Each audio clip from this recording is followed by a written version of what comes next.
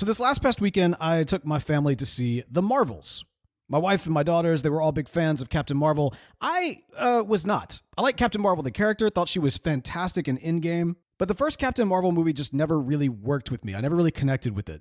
The story I felt was very convoluted. The CGI and kind of de-ageification that they used on Samuel L. Jackson was extremely distracting, especially because he's like running like an old man, but he looks like young Samuel L. Jackson. But we all know like Samuel L. Jackson in his prime could like move. So anyway, I mean, that's neither here nor there. Overall, I wasn't as big of a fan of the movie, but it was fine. It was like a fine Marvel movie. Not the worst, but pretty far from the best. But The Marvels, I was actually looking forward to and have been looking forward to. After all, it's got Miss Marvel, who is one of my favorite new characters in the MCU. It's got a continuation of Monica Rambeau, who we got a chance to get to know, at least in her adult form, on WandaVision. She actually gets a chance to be in her own movie, so I'm very excited to kind of see what she would do here. And then, of course, like I said, I liked Captain Marvel in Endgame, and I was really looking forward to seeing what she would be like in The Marvels. But then, as the buildup starts happening, as we get closer and closer to the movie, the reviews start coming out, the early speculation, the fact that all of the, the release schedule for this movie and the way in which they're marketing it is communicating to everybody that basically Disney doesn't have faith in this film. Now, there's a couple days between the movie coming out and me being able to see it, and so the reviews start pouring out, and I start, listening and hearing people are not feeling this. In fact, this movie gets absolutely trashed by every single reviewer I can possibly see. Now, at this point, I've already got my tickets. In fact, my whole family, we're going to be out of town. We needed to fill a night anyway. I'm like, I figure, hey, we're going to eat popcorn. We're going to watch a movie. Even if it's the worst thing ever, it's a good time with the family, right? But here's the thing. The Marvels was delightful. This was a fun movie. I honestly don't know what is wrong with a lot of reviewers, movie reviewers, and specifically people that focus on the MCU. I don't know what y'all have been watching since Endgame, but we haven't exactly been dealing with like the best offerings from Marvel in quite some time.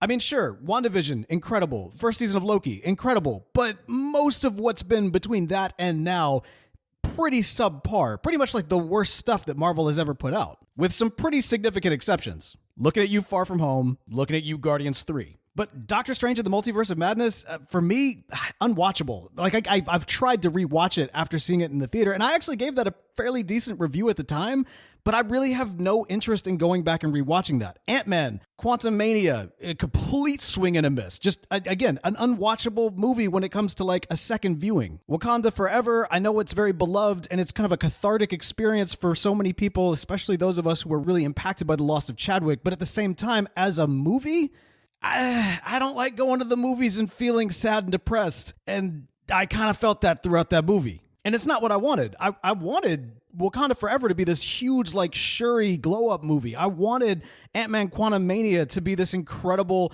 build-up of, basically the next Thanos in Kang. I hate to say it, but I kind of wanted Ant-Man to die in that movie. Not because I dislike the character, but because that increases the emotional stakes of just everything that's going on. And call me crazy, but in Doctor Strange Multiverse of Madness, I kind of wanted to spend some more madness in the multiverse, and we only got like a few really other worlds that we got to visit. None of those movies really delivered, and all of them were kind of lackluster, and then, just generally unpolished. So skip ahead to now. The Marvels, it's a ton of fun. Miss Marvel, like I said, one of my absolute favorite characters that they've introduced into the post-Endgame MCU. She is just as charming and delightful and fun and energetic and just everything that, like, the best of what we want humanity to be exists in this young lady. That was true in her own series, and that's true here now. And what I liked about this is that it carried on kind of the way in which she was introduced into the film, brings a lot of that kind of, her visual imagination of her drawing her own cartoons and everything else. That's the way in which she enters into this movie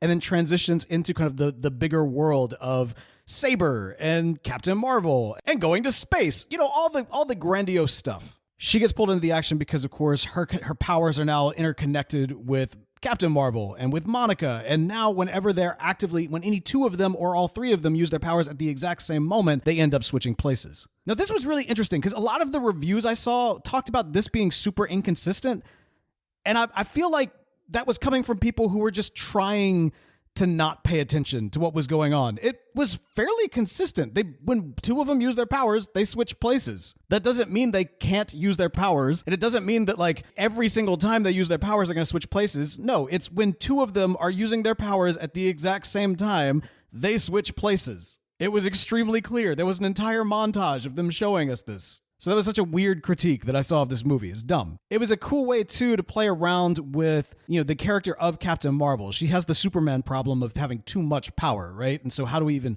put her in a situation where she's a little bit on her toes? It also forces Carol and Monica to actually come face to face. For whatever reason, there's been all this tension between these two characters, at least specifically for Monica. Monica has feelings about the fact that Captain Marvel never came back. And in the midst of a whole bunch of terrible stuff that she saw kept on happening over and over again back on Earth, there's no Captain Marvel. You have this family member, right? This aunt that's supposed to be there for you, that's supposed to look out for you, that's promised to do so. And for your entire life, knowing that there's somebody out there with that much power, with that much ability to come in and actually do something to help you out and just isn't there, that feeling of abandonment makes total sense for Monica to process. Now, on top of that, we get the opportunity to see that during the blip when Monica was snapped away, Carol actually came back and she got to spend time with Maria. And I gotta imagine Monica's got some feelings about that as well. Carol, on the other hand, of course, is dealing with the fact that she experienced basically an entire sequel to the first Captain Marvel movie that we just totally skipped. And can I tell you something? That was a good move. I'm sorry, but it was. I feel like there is a sequel to Captain Marvel, maybe let's call it Captain Marvel 2, where she goes up and she destroys the Supreme Intelligence and all this other stuff, and I feel like that movie would have been super boring. I think it would have been very by the numbers and everything else. I think it's way cooler here to just know that she did that, because obviously a ton of time has passed between now and Captain Marvel, and because of the fact that she's done these things, it's crippled these other worlds, and specifically the Kree Empire, and now they're stuck out here, and they're doing terrible things to try to survive, and she's been labeled as the Annihilator because she literally annihilated their culture and their planet. Now, another one of the big criticisms that I've seen come around with this movie is the villain, Dar-Benn. I think a fair criticism is the fact that many of you did not remember her name was Dar-Benn until I just said that her name is Dar-Benn. That's fair that you don't remember that. That's okay.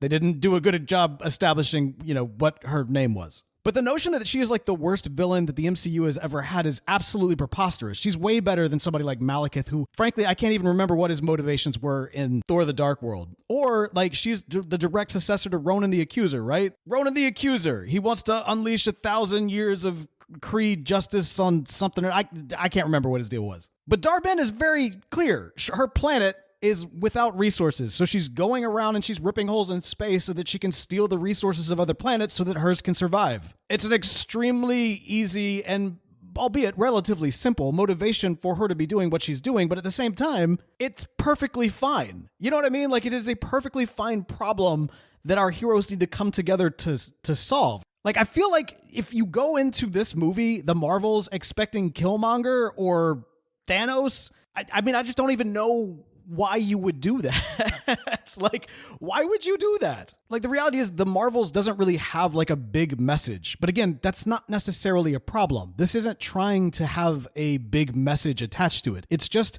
a fun popcorn good time at the movies where heroes to come together to stop the bad guy. They end up doing it. Some sacrifices were made, and in the end, we all go home happy. Not to mention, we have a couple laughs along the way. There's a great musical planet on here, which was such a fun concept. Now I get it. For whatever reason, some of y'all don't like musicals. I'm sorry, I am not one of y'all. I love musicals. I know that it's just a fact. It's like how cilantro tastes like soap to some people. That sounds ridiculous to the rest of us, but that's just true. So I recognize that there are some people that the moment people start singing in a movie or a television show, you turn it off. That is to you what essentially wrestling is to me. I literally turn it off. I do not care.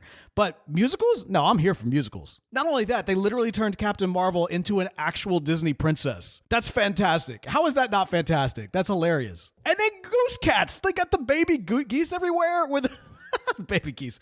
They got the kittens going around and swallowing all the Saber agents, and they're playing freaking Memories while this is going on. And not just a clip of Memories. They do it, and the whole thing is a montage played over that entire song. That's just so great. It's so much fun. I will say at the end of it, I was like, okay, I'm a little worried that now there's a bunch of cat aliens that are going to be wandering around New York City, but my kids were actually telling me there was a free comic book day comic from a couple of years ago where literally this was the situation, and I think they said Captain Marvel and Miles Morales teamed up to go and like clean up the cat. So don't worry, the cat, they'll be taken care of. It'll happen. In the end, there was a lot of like loose threads and things that were maybe resolved a little too simply, right? Like Captain Marvel, oh, you just reignite their sun by doing the thing and going binary inside the thing. I didn't know I could do that. And it's like, okay, that's fine.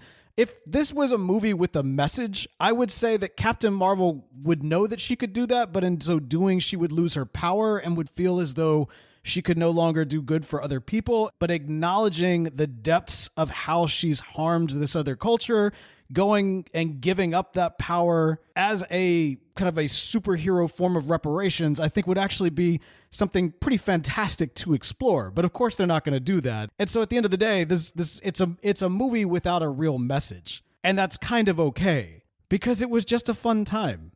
And this is my whole thing. I love movies with a message. I love stories with a message. That being said, every once in a while, it's kind of cool to just chill out and watch a fun movie. And that's all this really was, is a fun movie. It's not Loki. Now, Loki's packed with message, and Loki has a ton going on there. And like, you know, Loki, if you look at Loki in the Marvels, or the finale of Loki in the Marvels coming out on the exact same day, in terms of what they represent from storytelling, completely opposites. They're trying to do two completely different things. And that's okay. Marvel can do that. They can give us a popcorn good time at the movies and a thought-provoking, like emotionally gut-wrenching television finale. And they can do that at the same day. So yeah, when it all comes down to it, if you look at the Marvels where it kind of falls in the post-Endgame, canon, I'd say it's definitely up there with one of the more enjoyable movies that have come out.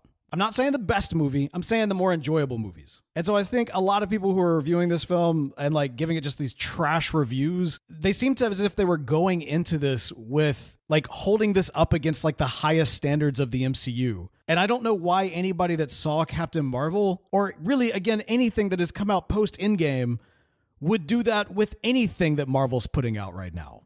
So yeah, I would definitely say go check out the Marvels. It's a lot of fun. Plus, as I mentioned before, I'm a big fan of Miss Marvel, and I really want her in more stuff.